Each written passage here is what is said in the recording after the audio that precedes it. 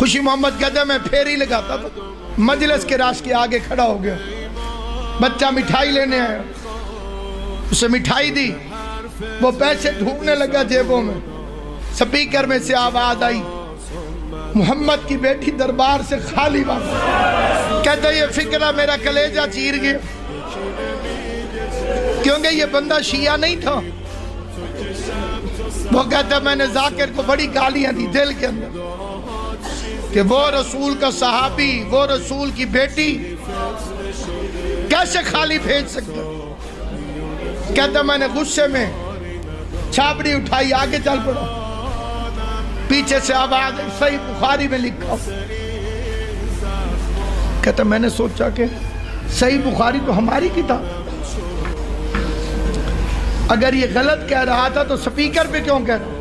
اسے ہمارے اس محلے کے کسی مولوی نے آ کے روکا کیوں نہیں کہ صحیح بخاری میں تو نہیں ہے؟ وہ کہتا ہے میں گھر آیا، بڑا لمبا واقعہ ہے، مختصر یہ کہ اس کی بیوی نے کھانا رکھا، کہتے میرے حلق میں لقمہ پھنس گیا، میری آنکھوں میں آنسو آ گئے۔ کہتا میں نے بیوی سے کہا تو کھانا رکھ میں ابھی آتا۔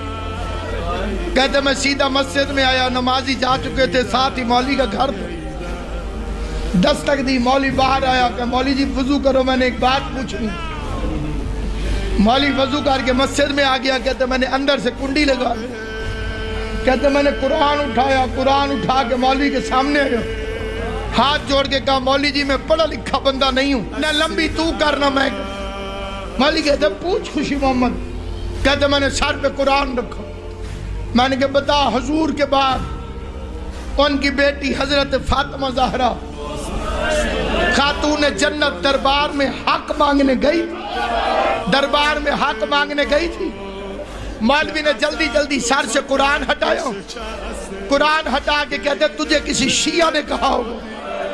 کہتے میں نے رو کے کہا مولوی جی میں شیعہ کی بیٹی کا تو نہیں پوچھ رہا، میں تجھ سے محمد مصطفیٰ کی بیٹی کا پوچھ رہا۔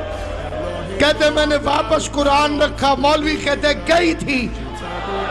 کہتے میں نے رو کے کہا اللہ کرے اگلی بات سچی نہ ہو، میں نے قرآن رکھ کے کہا خالی واپس آئی یا حق لے کر آئی؟ مولوی کہتے اس کا حق بنتا نہیں تھا۔